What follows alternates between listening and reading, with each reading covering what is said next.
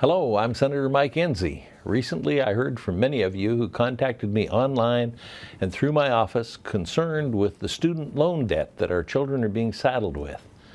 Let's take a look at a few of those questions and comments right now. Frank from Gillette said, so many young adults accepted the deal of debt now for an education that would allow them much greater future earnings, but the jobs are not there and wages are under downward pressure. This was a huge scam run on the young people who trusted the advice of their elders. Dennis from Casper asked, why is the government making money off of these student loans? Norma from Laramie said, making post-secondary education more affordable is essential for our nation's future.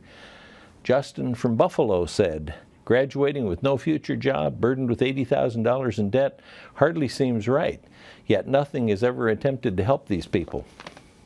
Well, I understand that it's getting more and more difficult to finance higher education. We have a real advantage being in Wyoming. Wyoming has the Hathaway scholarships. If you get good grades and you stay out of trouble, there's some available for the University of Wyoming or community colleges or tech school.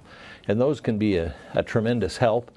And Wyoming has actually lower rates than most of the other states. In fact, I've had several senators tell me that their kids could go to the University of Wyoming and pay out-of-state tuition for less than in-state tuition in their state.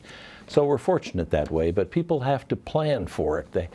We've got to have kids doing some work early and saving part of that money so they realize the value of an education, but we should not have the government making money off of student loans. Of course, most people don't realize that the student loan rate was set so that there would be a differential between what the government borrows it for and what the students would have to pay it, and that was to go to Obamacare.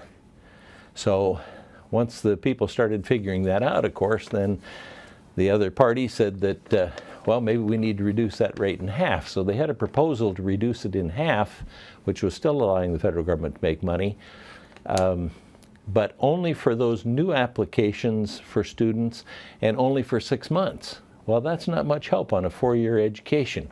So our side of the aisle came up with an idea that it ought to be cut in half. Well, it actually ought to be based on that base price plus kind of a collection fee, and that ought to be a permanent price. Once you make the loan, it ought to be that for the entire length of the loan.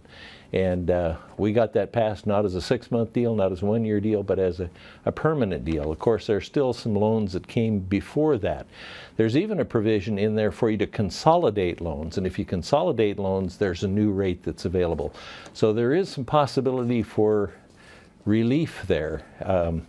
There's not going to be any silver bullet that will take care of all of this, but we are concerned about education. I'm trying through the Higher Education Act to simplify the way that the forms have to be filled out for you to get there, and so that there's full disclosure of what your costs are going to be as you go there so that you can see if you can afford it. I always encourage kids, nowadays they might have to get a second degree, a master's degree or something, to be employable in the market.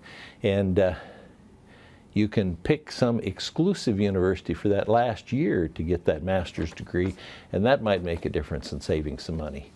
But it is important to take a look at what it's going to cost. And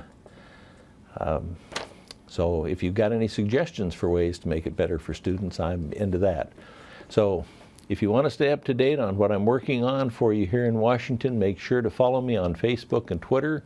Remember, you can always leave me a comment or tweet me at Senator Enzi. Thanks for watching.